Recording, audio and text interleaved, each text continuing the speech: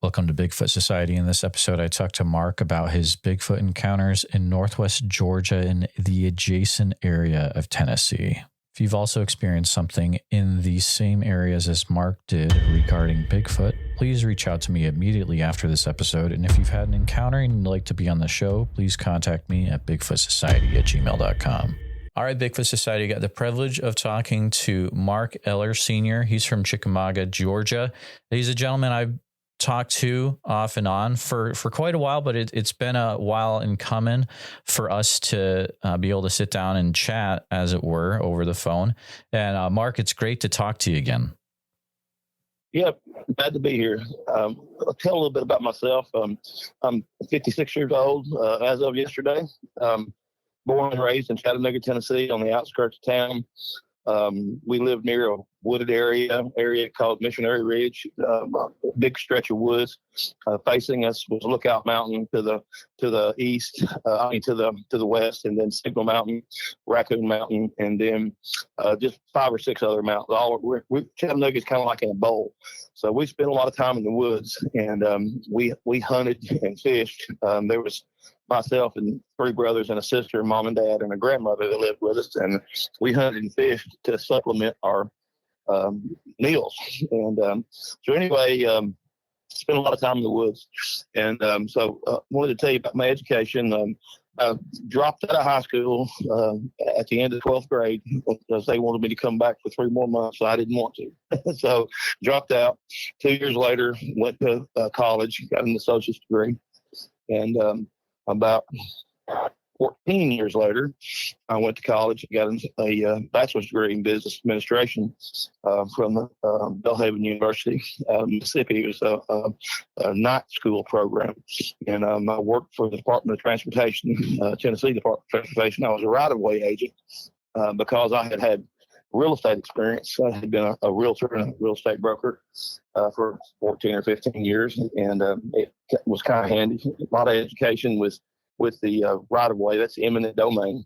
And so just say I'm a little bit educated, always reading. I'm always trying to learn something else, and actually am currently enrolled at the University of Pittsburgh. I'm trying to get an engineering degree in the field that I work in now.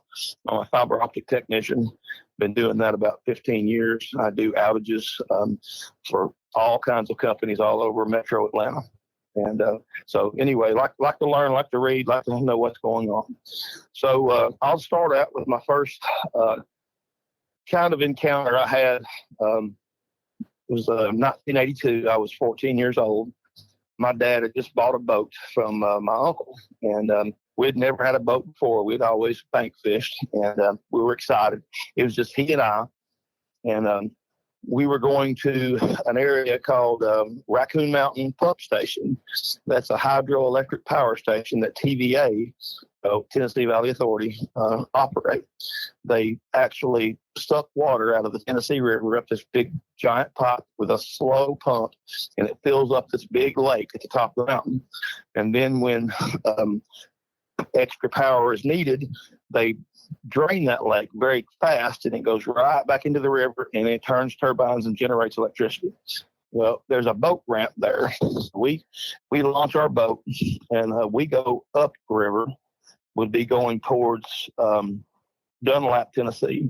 So Raccoon Mountain Pump Station would be west of Chattanooga off US Highway 41, and so we're out fishing. We're heading to a certain location my dad wanted to go to, and we're kind of way upriver, and we were just below Blowing Springs Branch. The only reason I know that is I was looking to see kind of exactly where we were, and below Blowing Springs Branch is a bunch of huge cliffs on the left side of the river. They're sandstone cliffs, and there's all kinds of caves that you can see. If you're on the opposite side of the river, you can see these caves, just the openings and small ledges. And all of that property is owned by a trust company. A bunch of attorneys. Now, I don't remember what year they did this. It had to have been, prior to 1982, but they bought a whole bunch of land that butts up against some wildlife management property. And they bought it, put it in a trust so no one could ever buy it and develop it. And you can't hunt on it. You can't, if you get caught on it, you go to jail. So I've never been to the property. I know where it's at. But anyway, we get to this area and we throw out the anchor and we're fishing. And it's real quiet, beautiful day, beautiful skies, no wind, a few birds. You can just see a couple of hawks and flying around. And we noticed that every time we caught a fish, we would hear this kind of a whooping noise. And I asked my dad, Dad, what is that? And every time we caught a fish, whoop, and he said, I don't know, it sounds like an owl. I said, well, I've never heard an owl sound like that. Then we noticed if we caught a fish that wasn't limit size and we threw it back, we would hear from different directions, but it's always coming from that cliff. We would hear it sounded like somebody that was exasperated, that we threw the fish back. And this went on for several hours. I mean, every time we caught a fish, we heard the whoop. And we talked about it, and we never could see anything. Dad went to the other side of the river, the far side, where we could look up on those cliffs. And it was just too high, and the openings were too dark, and we were looking for owls. Okay, so went home, told my mother about it, and she thought it was funny. And I never thought of it again until I saw a spot on one of Dave Pilatus's movies, 411 Missing the Hunted, where he was talking with Ron Moorhead, and they played the Sierra sounds. And it hit me like a brick that I recognized those sounds. And then it was about the time, right around Christmas, I went and saw my mother, and I asked her, did she remember? And she said, oh, yeah, your dad and I talked about it a lot. And she said, he told me, which my dad never shared this with me, that it sounded like a monkey. And the year I was born, in May of '68, Chattanooga had a very small little zoo. It was called Zooville, and they had acquired a newborn chimpanzee, and his name was Hank. And we were actually born on the same day of the same year. And I always kind of like to go see him because of our little connection. And he's funny and very entertaining. And he actually passed away 30 years ago, I believe. But anyway, my mother said that Dad said it sounded like Hank at the zoo, hooping and hollering. So it really validated my memories, because memories are not always correct. And you think you know this and you think you know that, especially the memories of a child. So that was my first encounter of don't know what, but man, it sure did sound like what Ron Moorhead and those guys recorded up in the Sierra Mountains. Were there any parts of that also sounded like how, when you listen to Ron Moorhead's tapes, it almost sounds like a language? Or was it just, you could pick out parts of it, like, okay, kind of sounds like that word there? Never heard the language part. It was I knew at the time that we were being observed, and we were thinking we were being, at least I was, it was an owl, because that's what my father said. And we knew about Bigfoot and all that stuff from seeing the what was it, In Search Of, that came out in the 70s, and my dad talked about it. And my dad said, there's a lot of woods around here, and there's who knows what's out there and what's not out there. And we never really talked about Bigfoot other than when it would come on television or something like that. But no, we never heard a language. It was just, and it almost sounded like juveniles. It was not a guttural whoop, or it wasn't and when they made their exasperation, it didn't sound like it came from something very large, but of course it was echoing through a small canyon, and the water probably played tricks on the sound as well. But the sound carried because of the water, and the rivers were very wide right there. How high up were those caves up on the side of the wall? Oh my gosh. I've been wanting to go back. My cousin's got a boat and he fishes that area.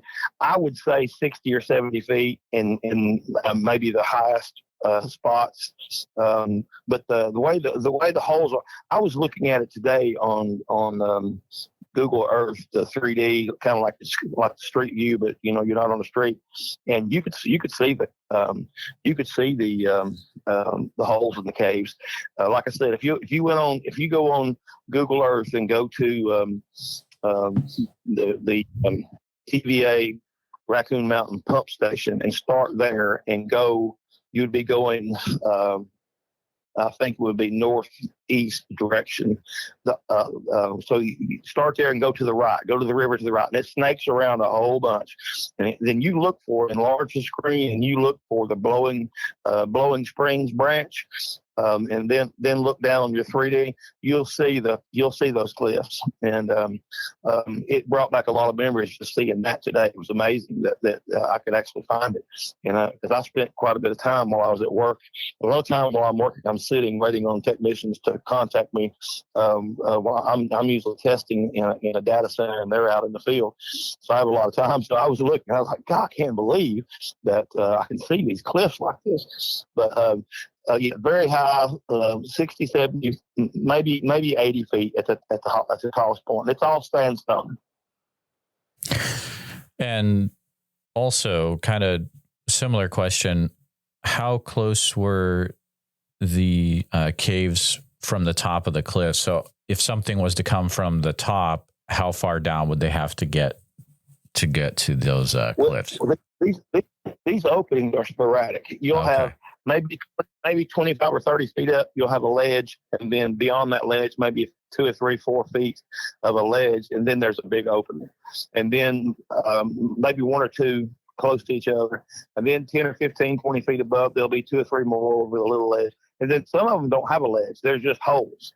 And I always wondered how those holes were made, and I had never fished there before with my dad. But I have been on a boat trip with my uncle in that same boat that my dad bought from, and he would always go beyond that. But we would always look at those caves, and he would point them out, And even when I was 9, 10 years old, he'd point them out, wonder who made them caves or what made those caves. But all that always kind of made me wonder why that property was bought up and put into a trust, and that kind of made me think, well, maybe somebody was trying to hide something. Yeah, it's very interesting. And I mean, wilder things have happened. I mean, I don't think it's out of the question to say something like that could have happened. Have you ever done any research to see if anyone else has had any experiences like that in that area, or any weird things happen? Well, I'll tell you this: if you go on the Bigfoot map, there's a guy, I can't think of his name. I can tell you the name of the map. Give me just 1 second. There's a guy that's created a map, and it is Bigfoot sightings all over the country, and it's called the Bigfoot Map Project. Yep. And there are hundreds, and I'm looking at it right now, and all through Tennessee, Georgia, Alabama. I mean, it's a sea of red, and red indicating sightings. And it's amazing the number of people that have had sightings. And like I mentioned to you earlier, today in the Chattanooga Times was an article about a group of Bigfoot watchers that are local that were having a conference. I didn't get the chance to read the article, but I will when I get back home. I'm still in Atlanta right now. But anyway, I thought it was kind of ironic that we were doing our interview tonight, and this was in the Chattanooga paper today. So there was a sighting a couple of months ago, and I think it was Mr. Moneymaker that had it on his podcast with a husband and wife that had a sighting. They almost hit one on US 11 in Trenton, Georgia, which is 18 miles from where I live in Chickamauga. So, which is probably 25 miles from Chattanooga area. Yeah, bigfootmap.com is the website.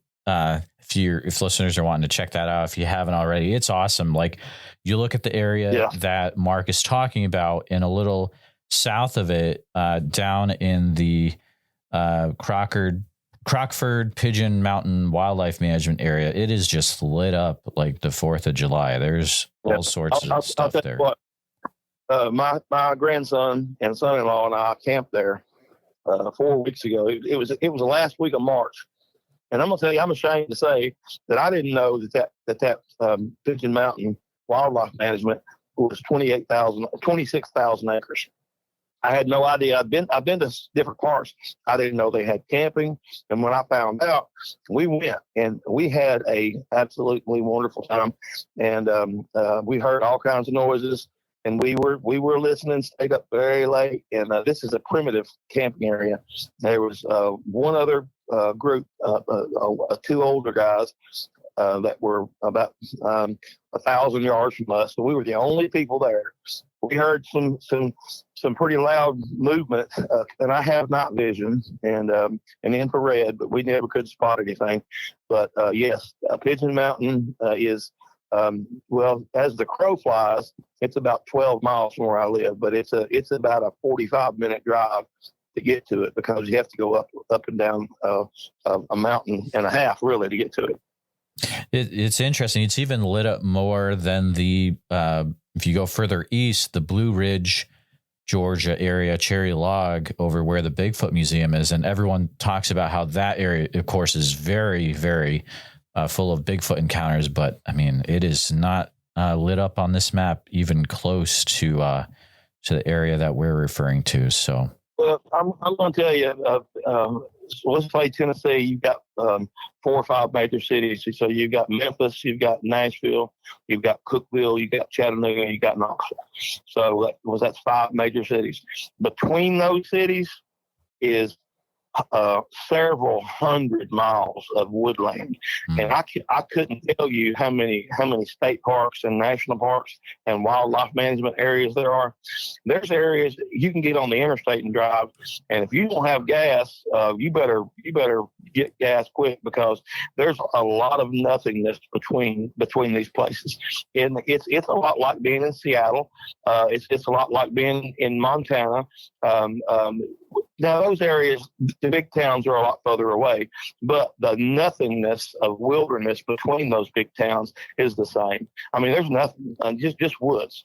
And very easy for a cryptid to hide. And I don't even like to use the word cryptid because if you just look at anecdotal evidence with all of the credible sightings just within the last 100 years, all the I consider myself a credible person. I didn't see anything on this particular instance, but I heard something. Mm-hmm. I'm educated. Smart person. I know that something happened, and I know I have listened to about 15 different varieties of owls, how they sound, and none of them sounded like what we heard. And so I know it wasn't an owl. And I don't think it was a chimpanzee, but anyway, then you take the footprints and then you take the hair samples, the DNA project that Dave Politis and Scott Carpenter did. I mean, they proved, they got the proof. And if you hadn't read that or seen that documentary, you need to see it because they spent a lot of time and a lot of money with this DNA project. So to me, it's not a cryptid. It's there. People, at one point, somebody will. They had hair follicles with mitochondrial DNA. They had blood, saliva, and flesh. That they were that were determined once they tested it with the human genome. It came back as in the human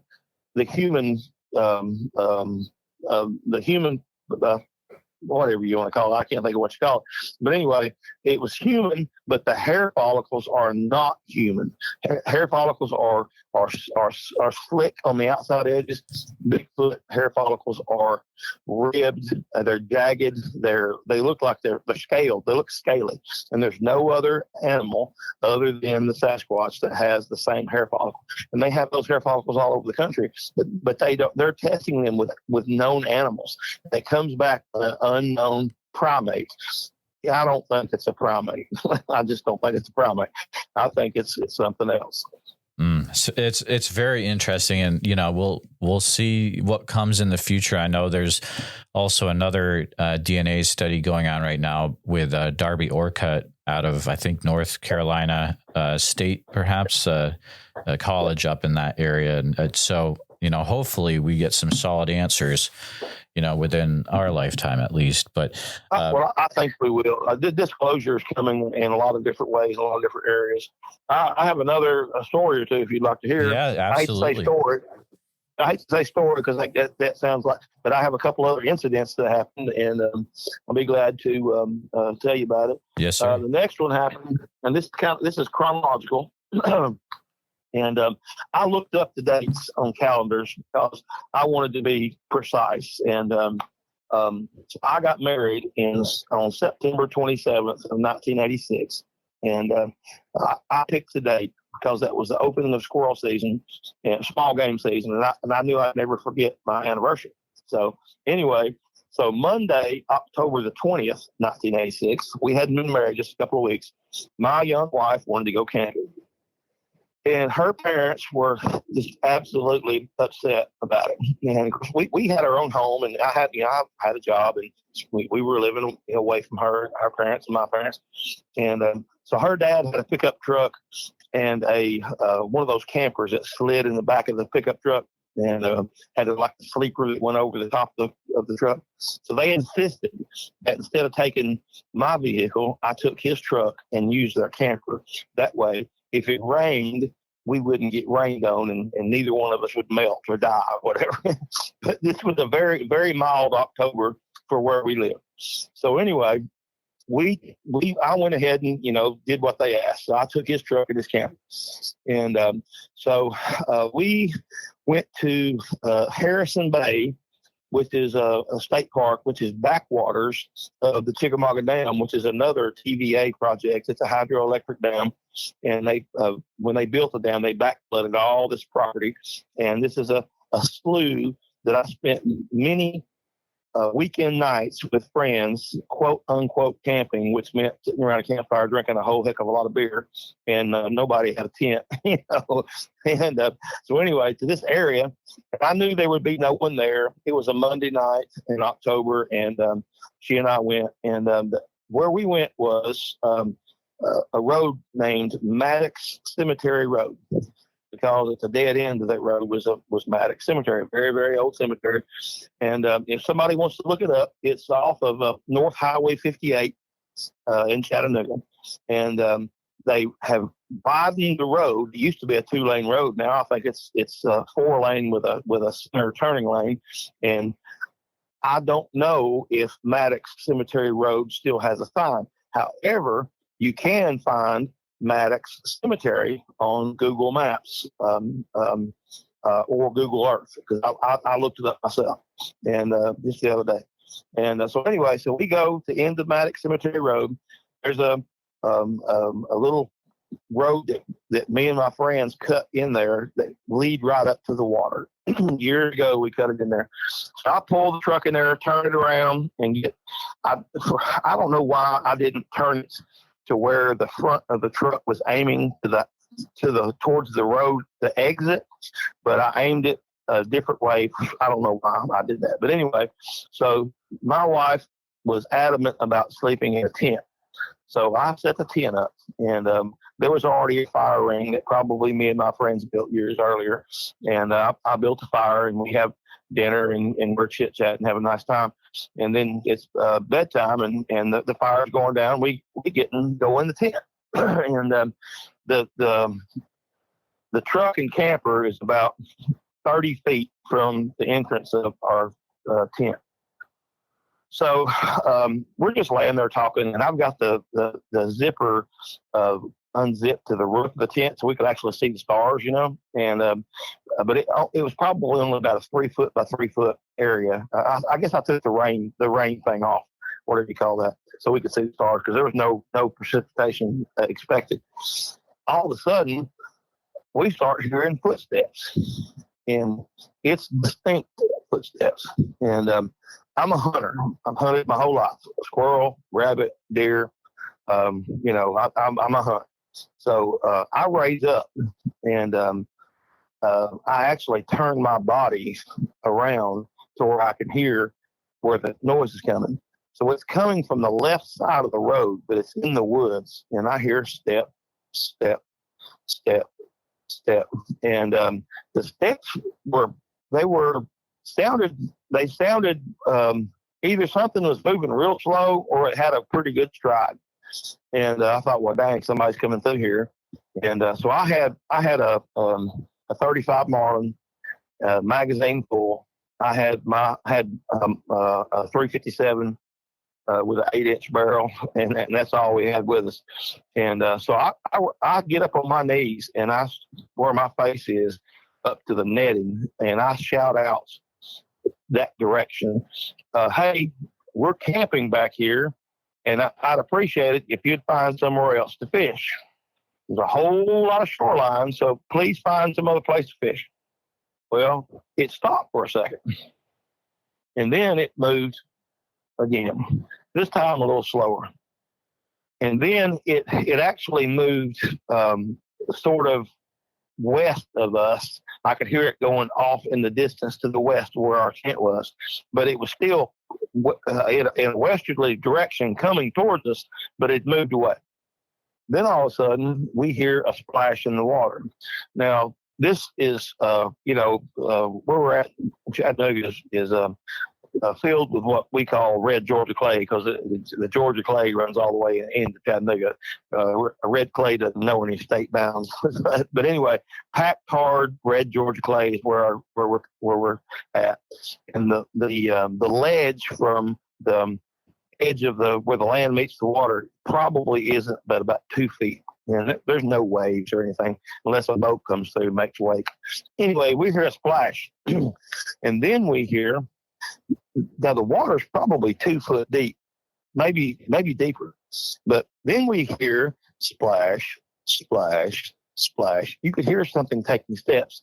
I was 6'5" at the time. If I was standing in 2 foot of water, you wouldn't hear my footsteps, because my feet would not come out of that water. It would be moving in the water. And I thought that was extremely strange. And my wife got scared. And it was coming our direction in the water. And now we can't see anything. Now there's a full moon, but I can't see. We're not close enough to the water to where I can see what's going on. Well, then it quietens down for a few minutes. Then all of a sudden we hear something coming out of the water on the opposite side of us, on the east side of our tent, probably 30 feet, 40 feet away from us. Now, we're only like 10 feet away from the wood edge. It's walking through the woods. And I holler out again, hey, I'd appreciate it if you'd find another place to fish. We're camping here. And then it stops.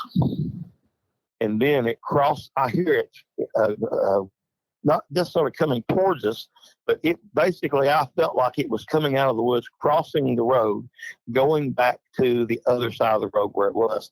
And then it started coming back towards us. And I hollered out again. I said, I've got a gun and I'm not afraid to use it. So I told my wife, I said, I handed her the rifle. And I said, it's got a bullet in the chamber. And she knew how to shoot. And all you had to do was pull the hammer back and pull the trigger on that rifle. I said, don't shoot me. I unzipped the tent. And I said, I'm going to run out. And I said, I noticed there was an old tire laying over next to where I parked. I'm going to run out there, and I carried the pistol with me. I'm going to grab that tire, and I'm going to throw it on the fire. Now, the fire was just embers and no flame. And I said, then as soon as I throw it on the fire, I'm going to run and jump right back into the tent. Don't shoot me when I come back in, unless it's not me. So anyway, and I said, it won't take but a minute or two for that fire to blaze up. And I said, when it does, we're going to run and get in that camper. And a normal person would say, why wouldn't you run and get in the truck and start it up and leave? Well, her dad's ignition switch was messed up. And he had it kind of rigged where he had a little Allen wrench that he put in there, and you push that Allen wrench forward and it would start the truck. Well, when we got there, it got parked, getting in and out of the truck. The Allen wrench fell and it fell on the ground. And I told her, I said, remind me, the Allen wrench is over here on the ground. And that way tomorrow, we were going to leave on Sunday, I think, or on Wednesday or Thursday. Remind me to get this Allen wrench so we don't lose it. We won't be able to get out of here if I don't have it. So that's why because I didn't want to take the time to try to find this Allen wrench to get the truck started. And then I'd had to back up. And so I ran and grabbed the tire, threw it on the fire, jumped in the tent. And it took just a minute or two for the tire to blaze, and it did. And it turned. I don't know if you've ever seen a tire that on fire, but it turned to daylight in just a quick minute. And I grabbed her, and she took the blankets and the pillows, and I had both guns, and we ran to the back of the truck. Now, this camper was a little bit shorter than his 8-foot bed of his truck. So I had to lower the tailgate and then open the door, helped her in. I got in, closed the door, raised the little window of the door, reached out and closed the tailgate. And that way, if something had to come in, it would have to open the tailgate and then open the door, and I was going to be opening fire. So I got her up in the sleeper area that went over the cab of the truck, and I laid in the floor facing that door, and we heard whatever this thing was walk around our truck for several hours, and I yelled out several times. I didn't want to shoot. I didn't want to fire my weapon off. And I don't know why I didn't. I could have fired my weapon off at any time in the air and might have scared whoever, whatever it was, off. And but I've just been taught about gun safety. You shoot a bullet, it goes somewhere, and then it comes down somewhere. And if you don't know where that bullet's going, you probably ought not shoot it. And I just didn't. And I guess that was my muscle memory training of growing up around weapons. And so I never did shoot. But finally, it went away and stopped circling our camp. And it was warm enough that I had the camper had crank out windows, and the windows had screens on it. I had the windows opened a little bit all the way around just to get some airflow through there, because there was no power to this camper. It was just slid into there because we had no intentions of using it. And so we're sitting there, and it was kind of muggy because it was a very mild October. It was probably in the upper 60s even at night. And so I could hear it walking in circles, and never did see it.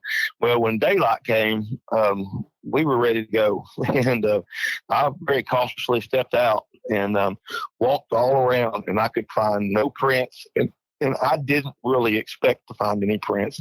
I could see my prints where I ran from the tent, and I was wearing tennis shoes, where I ran from the tent and grabbed the tire, and because I was running and stopped quickly, and I couldn't see the tracks of my shoes, but I could see my prints. But what we did see is I walked over to the west side of our camp area, and you could see the water was clear and still. You could see holes in the mud beneath the water. It was perfectly clear. You could see the bottom. They were. And I'm not saying you could see footprints, but you could see where something walked in their stride. And looking through water, the distance could be skewed or whatever. But these strides were pretty far apart. But like I said, whatever it was walking. When it would take a step, its other foot would come completely out of the water and splash back into the water. You could see those holes in the dirt below the water on the shoreline for about 30 feet from where it went in to where it came out. So you just have to just imagine. I had no idea, what that was. I don't think it was a person, because any normal person, if somebody tells you, "Hey, I've got a gun and I'm ready to defend myself, and would you please leave because we're camping here?" Any normal person would leave, and whatever that was, did not. That's a wild account, man. That's probably one of the more intense ones I've taken. Did you find the Allen wrench on the ground? I did. I did find it. It was right on the ground next to the truck. And I'll tell you, this was my first wife. Her name was, and I spoke to her, and she said it was okay. We're good friends. We had 4 kids together, and her name was Connie, and she said she'd be more than happy to attest to the account of what happened.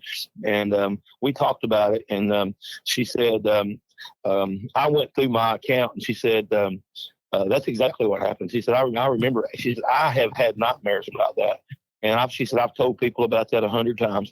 And sometimes we'll have family get-togethers, and of course we share children and grandchildren, and we'll be at the same birthday parties together. Sure. And I'm remarried, but been married 24 years to my second wife, and so we're all adults. We get along just fine. And she'll have somebody there, maybe like with the guy she's married to now. She said, "Hey, tell him what happened on our camping trip." And I tell him, and he goes, "Well, that's exactly what she said." So yeah, she's my validation. It happened. It happened. I sort of put my hand on a stack of Bibles. It happened. Wow. And what year was this again, Mark? It was 1986. 1986. So I'm guessing October, right? And I'm guessing in that area there probably wasn't a lot of.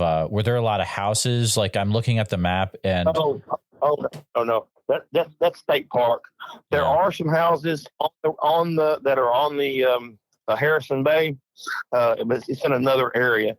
Most of that, when the TVA built that, they bought all that land up in the 1930s. And actually, my great grandfather was a state.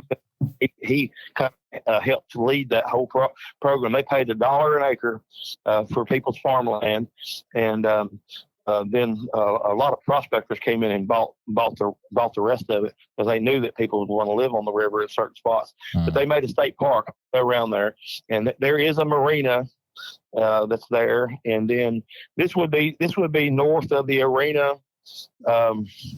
And if you were able to look up Maddox Chapel Cemetery, I pulled it right up. And just the other day, I was telling a friend, one of the guys I work with, ironically, he's not from here, but his wife was from the area I grew up in. She went to the high school right down the road from there, and she said that she didn't remember that road, but they actually found the Maddox Chapel Cemetery and sent me a screenshot of it that I looked up and found it myself.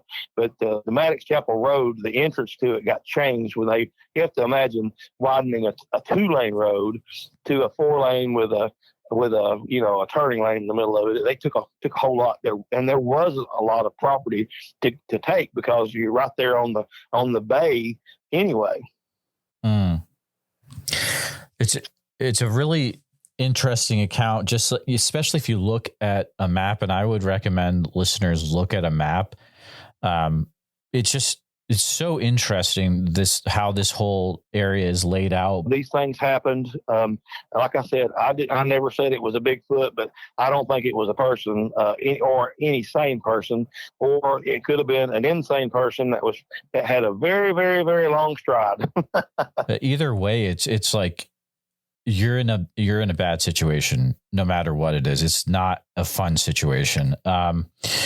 When you were listening to something walking around then, did you hear any other sounds that were happening at the same time? No, it was quiet. And see, the thing about it is, the only reason I should have mentioned this, the only reason I guess I would have heard the footsteps sooner. I would have heard the footsteps probably later on than what I did, but we were laying there, and it's still warm out, and there's like a million frogs, and I don't remember hearing any crickets, but we did hear an owl or two and a few night birds, but the frogs were almost deafening where they were chirping, because it was still so warm, and all of a sudden it got quiet, and my wife said, did the frogs go to bed? And I was like, right. Well, I guess they did. They all went to bed at the same time. Yeah. And then within a minute or two, I hear the footsteps. But she said, "Is that a deer?" I said, "No, that's not a deer. Don't make that. A deer does not make those kind of steps. That's a person, somebody on 2 feet walking. I can tell you that for sure. I have tracked. I could have killed 1,000 button bucks that were legal to kill, but I wouldn't. I always waited for a big buck, and just for the sport of it. And I know what a deer sounds like when it walks through the woods. I know what a coyote sounds like when it walks through the woods. I know what a bear sounds like when it walks through the woods. This thing was not any of those things. And Sure. So yes, I wish I had mentioned that, but yes, it was definitely quiet. I mean, there was not even any boats in the water because this has been a Friday night. There would have been boats out on the water. You could have heard music, people playing their radios in their boats for a half mile or more. You could have heard it. There was nothing at all. We were so far back you couldn't hear traffic, and we were only about maybe a mile from Highway 58. But there's so much woods right there where we were in this little slough that the woods we couldn't hear cars. We couldn't see the lights of cars. So yeah, it was quiet. Really interesting. It feels like I'm going to guess someone listening out there has had I just feels like there's probably something else that has happened in this particular Harrison Bay State Park over the years since 1986. So contact me, listeners, or put it in the comments if you've experienced something weird there. But Mark, really interesting stuff so far. But what else have you experienced as well? Well, I've got another Bigfoot related, and it's not Bigfoot related. It's Bigfoot. Okay. I had a horrible foot injury in like 2014. I lost my Achilles tendon and had 13 operations, and it was to the point to where I could no longer do my job at the Department of Transportation. And I'd had a CDL license since 1989. So I had an opportunity after rehabilitation. I had an opportunity to go to work in the oil fields driving a truck, and made quite a bit of money. That was 2014, and then the oil prices dropped, and the money was no longer there for being so far away from home. And myself and my brother-in-law were up in North Dakota working, so we decided to come home, and we got a job team driving. We were driving for Transport America. And so somewhere around June or July, my brother-in-law had to go home because my sister was getting ready to have a baby. So I was driving by myself. So now I looked this up because I'm actually made notes of this when it happened, and I told a bunch of people about it. So I went back to my notes and looked to refresh myself to make sure. It happened on Tuesday, August the 18th of 2015. So I was driving the semi, like I said, for Transport America. I dropped my loaded trailer at a storage lot in West Memphis, Tennessee. And I deadheaded from Memphis to Little Rock. And those who don't know what deadhead means, that's when you drive your tractor without a trailer. And normally it means you don't get paid, or you get paid a lot less. So anyway, I got to Little Rock, picked up my loaded trailer, but I only had about 2 hours left of my drive time for the night, and I was trying to get the heck out of there so I could make it back to Memphis. So let's see. Well, I was traveling east on I-40 between Brinkley, Arkansas, and Forest City, and I looked that up after the fact because I didn't know where the heck I was because it was 2 o'clock in the morning when this happened, and there was no cars on the interstate at all at this time, and which was kind of unusual. But there was another tractor trailer right next to me, big old guy driving a Peterbilt, and we were and nowadays hardly any truck drivers use CB radios anymore, but I'm a CB guy, and he happened to be too. And he pulled up next to me. We were driving side by side, and picked up his CD mic and showed it to me, and then I picked up mine and showed it to him, and then he gave me the finger numbers with his fingers of what channel to go to, and we were chit-chatting back and forth on the CB radio. So we were traveling, man, and just chit-chatting back and forth. We were in this section, in this area between Brinkley and Forest City. It's absolutely nothing. I mean, man, it is nothing but woods. Little exits, exit or two here and there. Didn't have, restaurant sign here, a gas station sign, or a hotel sign. It said no services. So there was nothing. You could see no lights of any cities. There was no ambient light at all, other than the crystal clear black sky and a full moon. And we could see, it was like almost like daylight on the road. And then all of a sudden, and I could probably, really and truly, this section we were at, I could probably see a mile and a half ahead of me, just about, because the moon was directly above us. And so to give you the layout, the interstate was two lanes going east, then a median with about a 4.5 foot concrete divider, and then 2 lanes going west. Then there was probably 40 or 50 feet of right-of-way, grass right-of-way, that led up to a fence that was at least 6 feet tall, and on both sides, and which is normal for a road like that. So off in the distance, and I really can't tell you how far off in the distance it was, because I could see so far, but from the time I saw what I saw, it had crossed the road in the other side before we passed it. So anyway, I didn't see this thing come over the fence, but whatever it was had to come over that fence. And within just a few strides of that 30 or so feet of grass, and then crossed 2 lanes of highway, and then there were this area, there were mile markers on both sides of the highway, and they had mile markers in I think tents, and they were on either wooden posts, or I can't remember, but he would say like mile marker, just for instance, I don't know what mile marker it was, we'll say mile marker 2.4, and it was on, I think it was on like a 4x4 post right next to the concrete 4.5 foot concrete divider. And this thing put its hand on that sign post and threw itself over that 4.5 foot concrete divider and ran across the highway. And then I did see it leap over the fence on the other side. And me and this guy were side by side, and I looked over at him. His eyeballs was bigger around the saucers than mine was too.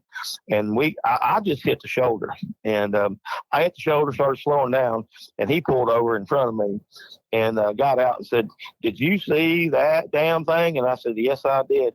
And I'm going to tell you what, Jeremiah, it was either a really, really, really tall guy in a ghillie suit that was very athletic, that could scale that 6 foot fence, and that could throw himself over that median.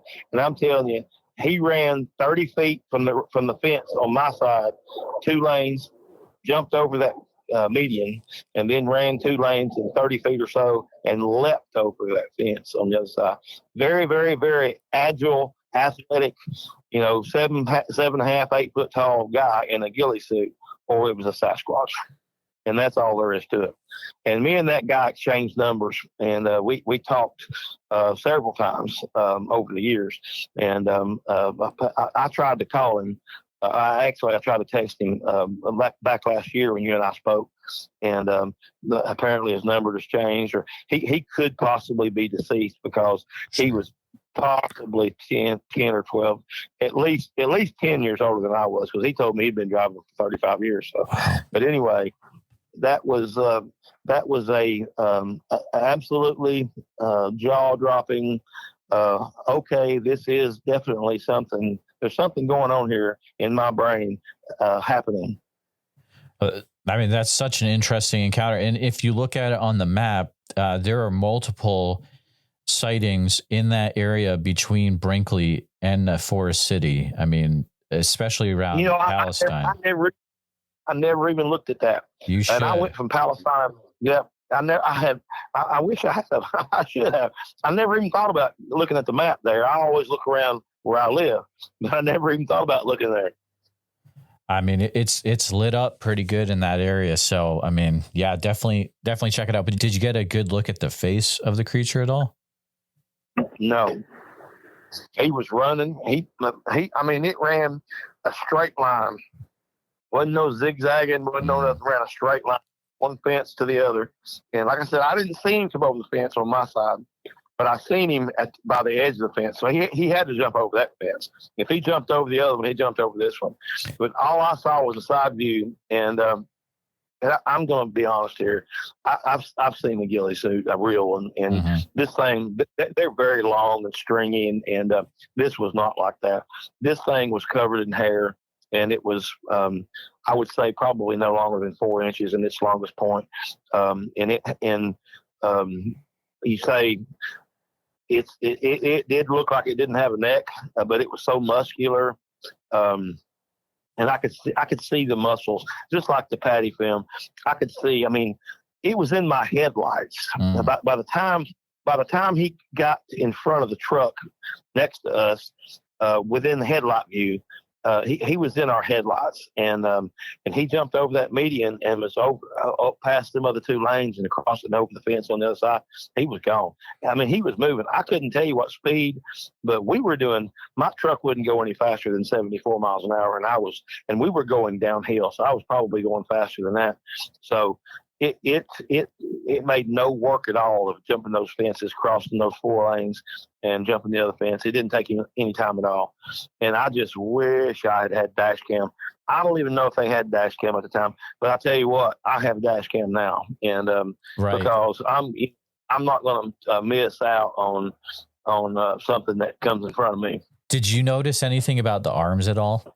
The arms were in like a bent running move, like you and I would run. Bent, but they were moving back and forth, right and left. They weren't hanging down. I'm not going to say they were hanging down below the knees or any of that crap, because they were. I couldn't. Right. It was running. So, but they were huge for sure, and they were very huge. And I did see his hands. I never, ever really thought about seeing his feet or looking at his feet, because I was so dang flabbergasted at what we saw. I mean, I dropped them. My truck was automatic, so I didn't have to worry about jamming any gears or anything. So I had one hand on the steering wheel, and my left hand on the steering wheel, right hand on the mic that was hanging down from the spring, and chit-chatting with this guy. And all of a sudden, I saw it first, and I dropped the mic. And of course, the spring caught it, and I was looking, and the guy told me he saw me drop the mic, and he thought maybe I saw a deer run out, and he started braking, then looked straight ahead, and then he saw it. And by the time he saw it, it was in front of him and jumping over the median, and then watched it, cross the other side, then through the grass. But he was over the other fence before we passed the location. So we had a hell of a good look at him in the full moon. It wasn't, I guess it might have been a 3/4 moon, but it was bright out there, because there was, like I said, no ambient light from any towns at all. There's nothing. It's just nothing out there. Did you notice any particular color that would show up for the hair? I'm gonna say rusty, cinnamony brown is what I saw. And I got a better look in his headlights than I did mine, because I was so dadgum surprised I wasn't taking account of what I was seeing, mentally breaking down what I was seeing until his headlights hit it. And I'm like, oh my God, that's a dadgum Sasquatch. And then I saw, I'm going to say cinnamony brown, and I would say full grown, 7.5, 8 foot. By the way that no effort at all jumping over that median, and then this thing grabbed the top rail of this fence with its left arm and threw itself over the fence, with his entire body over the fence with its left arm, with just the power of his left arm. And I guess he jumped at the same time, but I don't know too many people that can do that. Even in my most athletic abilities, and I played football, played tennis. I was a cave and rescue person up until I was in my late 20s. I played adult league football. I ran, when I was in school, junior high and high school, I ran cross country track at East Lake Elementary and Ooltewah High School. So I was fairly athletic, and I was a student of Kung Fu, Paolum Kung Fu. Mm-hmm. So I was pretty athletic and had an ability of agility, but never anything like that. Did you get the feeling that it was chasing something or running away from something, or maybe a mixture or something in between? I just kind of felt like he was trying to get across the road, and he had somewhere to go. And looking at that area where we were, and looking at my notes, there was don't remember if the next exit was Palestine or if we had just passed Palestine. And but looking at my notes, there are a series of ponds or lakes on the left side. If I'm going east on 40, there was a series of ponds and lakes on the left side, past the woods, over there. I figured he was probably going to one of those lakes for water or for food or something. Was my thoughts at the time. I mean, if you look at the map, that area lines up exactly where, these other sightings we're seeing over the years, almost like they're like following the forest corridor up and over the highway. That butts up against, if you go, I'm assuming there's private land between the right of way. Then if you go further northwest, looking at Google Earth, you'll see there's wildlife management that butts up right against it. Many acres, and I'm telling you, I'm the notes I'm reading from that I was looking at while I was telling you my story. These are notes that I made. I'm looking at it right now.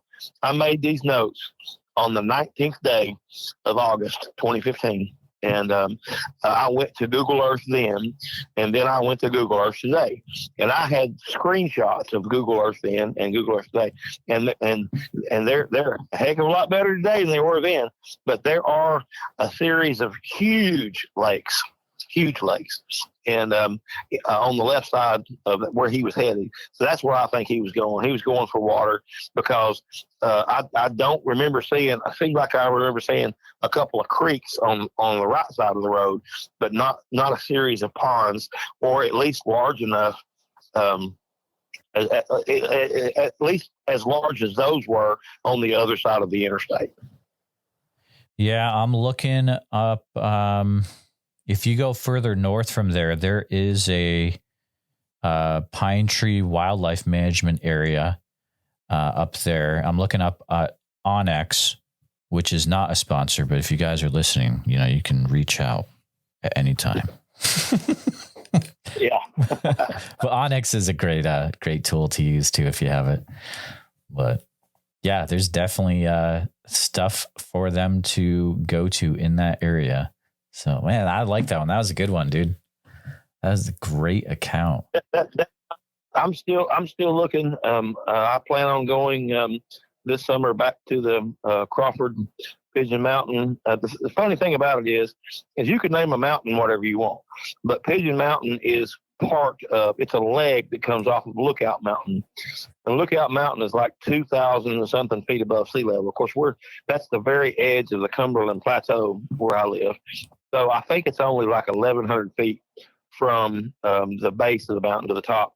And I'm also a metal detector enthusiast, and myself and my kids were metal detecting up on the mountain at one time, and I had to go to the bathroom and relieve myself, and I was with two of my daughters, so I stepped off way away, and I found a little wet weather stream, which was dry at the time, and I began to pee, and all of a sudden I see something shiny, and I'm also a Indian arrowhead collector, and I've got thousands of arrowheads, and what I thought was flint, that my pee was boring away at the soil, was flint.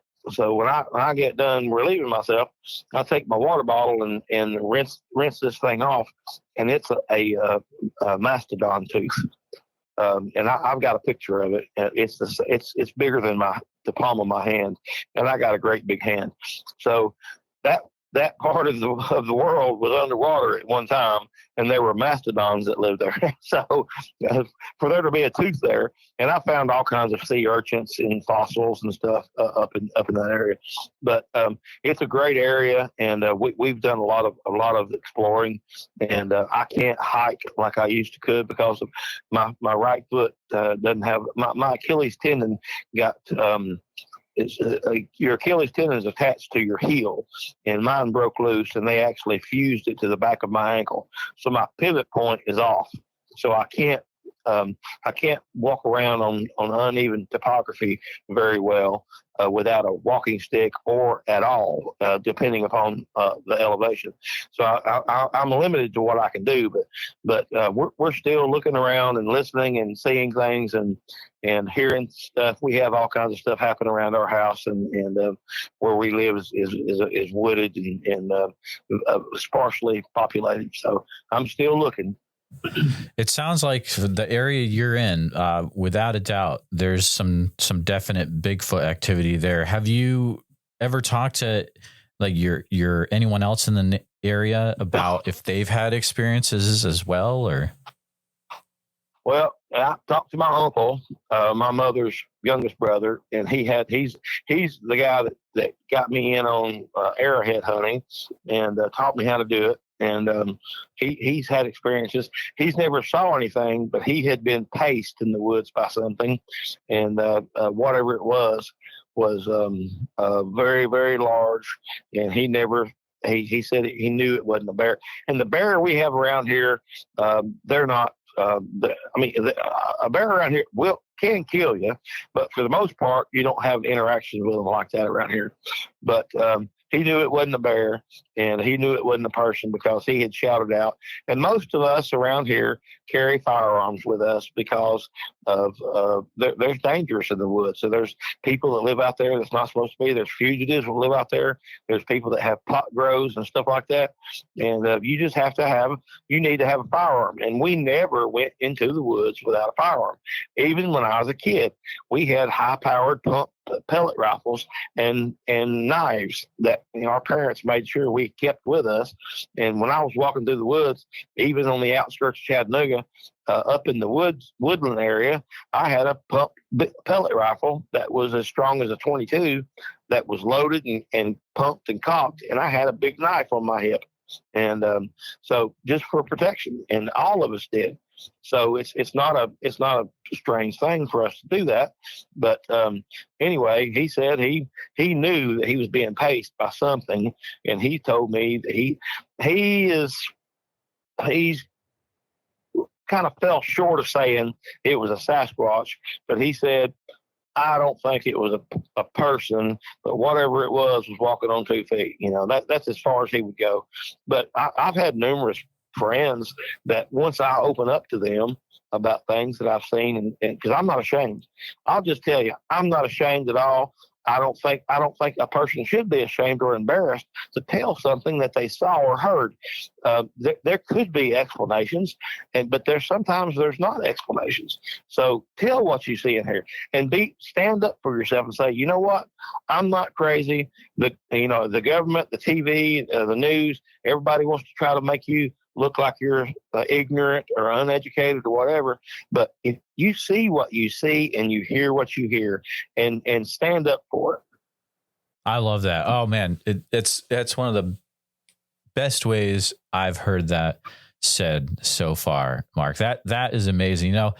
How do you feel about maybe sticking around a little bit longer? I know in the past we talked about, and this is off show, but you've seen some other weird stuff. You grew up in a house that had some issues going on, maybe even haunted. And how do you feel about sticking around and chatting about that for the members show a little bit? Yeah. Hey, I'm good. I don't have to report back to work till 1 p.m. tomorrow, so I'm good. All right. Just want to take a minute to say thank you for listening to this episode of the Bigfoot Society podcast. Mark's encounters aren't just chilling. They're the kind that make you rethink what's possible in the dark corners of our world. So huge thanks to Mark for sharing these memories from Harrison Bay, Raccoon Mountain, and that unforgettable night on I-40, and for standing by his experiences no matter what anyone else thinks. If you enjoyed this conversation, please subscribe to us on YouTube, hit the bell icon so you don't miss new episodes, and share this one with a friend who's into Bigfoot, the South, or a good old-fashioned mystery. And if you're listening to us on Apple Podcasts or Spotify, make sure you're following the show there. And if you'd be willing to leave us a 5-star positive review, it really helps more people find us. Now, if you or someone you know has had a Bigfoot encounter, especially in Tennessee, Georgia, or anywhere in the world for that matter, I'd love to hear from you. So please send me an email at bigfootsociety@gmail.com and let's talk. If you're wanting to get a little bit more from the Bigfoot Society, you can find that over at www.bigfootsocietypodcast.com. Click on the members login area. Supporting members are able to get ad-free early release episodes and members-only episodes once a week.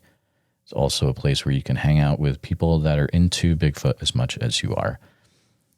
So thanks again for following along with the Bigfoot Society. Until next time, keep your eyes open, trust your gut, and never stop asking what else might be out there. And see you in the woods.